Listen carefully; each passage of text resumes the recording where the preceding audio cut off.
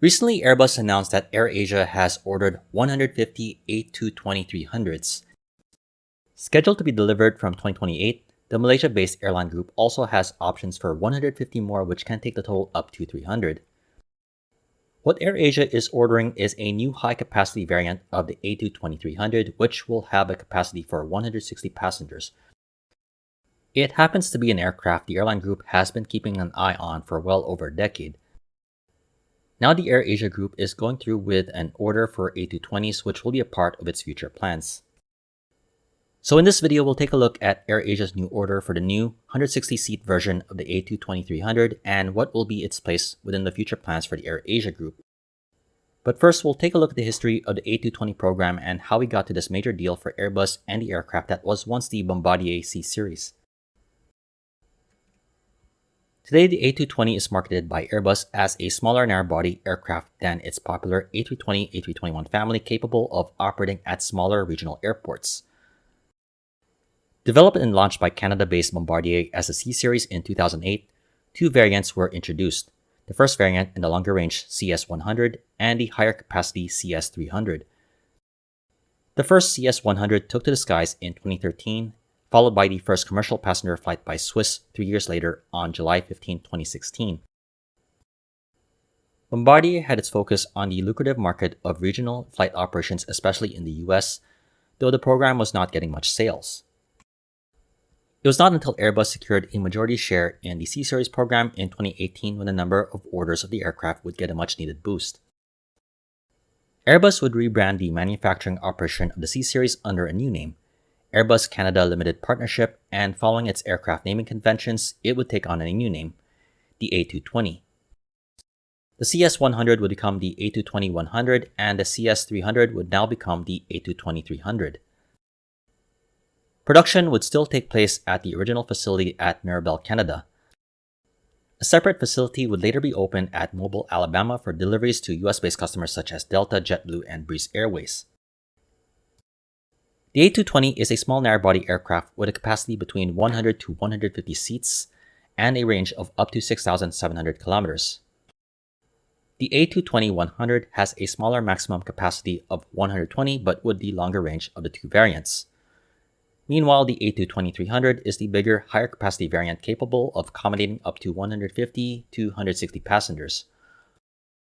While a 2-2-seat configuration can offer a premium experience, most higher density and economy configurations are 2-3. While AirAsia will be the launch customer of the 160-seat A220-300 with this landmark order, the airline group has had its interest in the A220 going back to the early 2010s. The 160-seat variant has been a part of the discussions between the airline, Bombardier, and the C-Series program. AirAsia would eventually decide to stay with the A320 fleet at the time, though the idea to order the aircraft remained. During the 2012 Farnborough Air Show, AirAsia CEO Tony Fernandez recognized the potential of the C-Series and was quoted in a report by Flight Global published on November 2012, saying the aircraft can, quote, get into a lot of airports to which we currently do not have access. Fernandez added that the onus was on Bombardier to prove that the operating cost of the CS300 in a high-density configuration makes sense for AirAsia. Fast forward 14 years later to 2026, the 160-seat A220-300 is now going to be a reality. While being able to accommodate more passengers, Airbus stated that these aircraft, scheduled to be delivered from 2028, will also feature additional overwing exits on each side. According to AirAsia, the airline group plans to use these aircraft across ASEAN and the Asia Pacific, freeing up the larger A320 and A321s for longer mid-haul routes and the A330s for the long-haul routes to Europe, North America, and Australia. AirAsia wrote in its announcement about the A220 order, saying, quote, "The A220 is a natural strategic fit within the group's multi-gauge fleet. It will provide the flexibility to easily meet demand, allowing AirAsia to aggressively increase flight frequencies on existing routes, giving guests the convenience of multiple daily departures and better connectivity windows supporting fly-through traffic." Being the launch customer of the 160-seat A220-300, AirAsia is already looking beyond this order for an even bigger variant, an A220-500, which the airline sees it would help replace its older A320s. The airline group added in a statement, quote, "The A220 is a highly scalable product, offering a seamless path to the future A220-500 variant to meet the evolving capacity needs and successor to the aging A320s in the similar capacity range of 180 plus seats. Powered by state-of-the-art engine technology, it is among the most efficient aircraft in its class, offering an optimal balance of range and capacity. It is approximately 20% more fuel efficient and produces about 20% less emissions compared to the A320 CEO. While smaller than the A320, the A220's technical specifications can back up these statements. The A220-300 has a comparable range to the A320neo with a lighter maximum takeoff weight. AirAsia will most likely not push these aircraft to their maximum capabilities and reduce amenities, though they can do the sub-4-hour flights that the A320s do today. The aircraft would enable AirAsia to better respond to demand and serve smaller airports that can't accommodate the A320 and A321s, opening up new routes for the airline group across ASEAN. The newly announced order by AirAsia for the 150 A220s brings the total number of aircraft ordered for the former C-Series program to over 1,000. Already a major customer for Airbus, AirAsia is now the largest customer of the A220, surpassing Delta with its 145 total. Around 500 A220s are already in operation around the world, with Delta, JetBlue, Air France, and both Breeze and Air Canada with the largest fleets of the small narrow-body jets.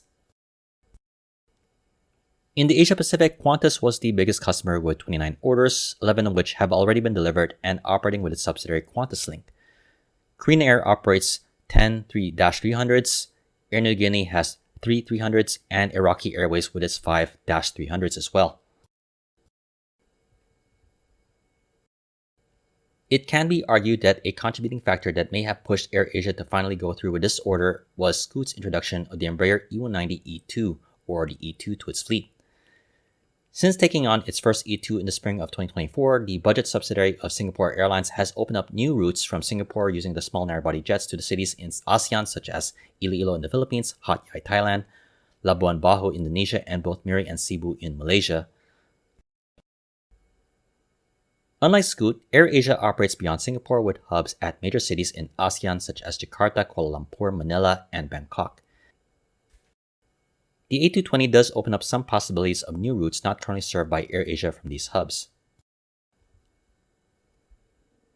Between the A220-300 and the E2 is the smaller, lighter aircraft that can both operate on shorter runways yet with a comparable range. Passengers will notice the 2-2 configuration on the Scoot E2s, while it's anticipated that the AirAsia's 160-seat-300s will have a 3-2 configuration, just one less column of the seats compared to the familiar A320. Scoot's E2s serve as a feeder to the network of connections via the Singapore Airlines Group hub at Singapore. Meanwhile, the AirAsia network is more spread out than the one-hub operation of Singapore Airlines Scoot. So AirAsia aims to replace the older A320s, potentially open up new point-to-point routes across ASEAN it currently doesn't serve, and operate with more capacity while keeping its costs down. For pilots of both airline groups, the E2 and the A220s don't have the same pilot rating of the A320 family, and while there will be a learning curve for pilots who train to fly the E2s and the A320s, these aircraft are part of both airlines' fleet diversification plans and are an investment to enhance their overall group network. These aircraft can be used to destinations already accommodating A320s such as Caticlan in the Philippines, the main gateway to the resort island of Boracay, Miri and Cebu in Malaysia, and Koh Samui in Thailand. Though some smaller airports to resort destinations in the region such as Siargao and other smaller airports in the Philippines do require much needed upgrades. These upgrades such as lengthening the runways and the expansion of airside facilities will need to be done before AirAsia or Scoot can consider launching new flights to these destinations. After Tony Fernandes bought AirAsia for just 1 Malaysian ringgit, the A320 has been the backbone of its fleet for 2 decades. It has been the reliable workhorse of the AirAsia group to bring low-fare travel across Southeast Asia. So it might come to a surprise and shock that Fernandes and the very airline he helped grow is now considering a replacement of the 180-seat A320s. In the ever-changing landscape of global aviation, complacency is not a great strategy. The market and factors such as rising fuel costs come to play. While the A320 is a primary workhorse now, AirAsia is eyeing the A220 as its successor. To fulfill this need, Airbus has a smaller aircraft type, the A220, which was acquired from the former Bombardier CSeries program. Still a Canadian product, the Airbus backing brings credibility to the program when it comes to selling aircraft to its loyal customers. It may not have been the right aircraft for AirAsia when it was introduced, but after more than a decade, AirAsia is now committed to the A220s. The A320 family is still going to be a big part of the future of AirAsia through the bigger A321neo. The airline still has a backlog of over 300 mostly A321neos that have yet to be delivered. In addition, the nearly 30 A320neos delivered from the late 2010s still have around a decade of service. But now AirAsia is looking forward to the future where the A220 takes over the role within its fleet long held by the A320. That's all for now, though I do want to ask, what are your thoughts on AirAsia's order for the A220, and is it the right aircraft for the future of the budget airline group? What routes do you see AirAsia operating these aircraft on? In the meantime, I definitely hope you enjoyed this video. This has been another edition of Flights in Asia, highlighting the news and updates from the aviation and travel scene in the Asia Pacific. If you like this video, please like, comment, share, and subscribe. Thank you again for watching, and have a great day.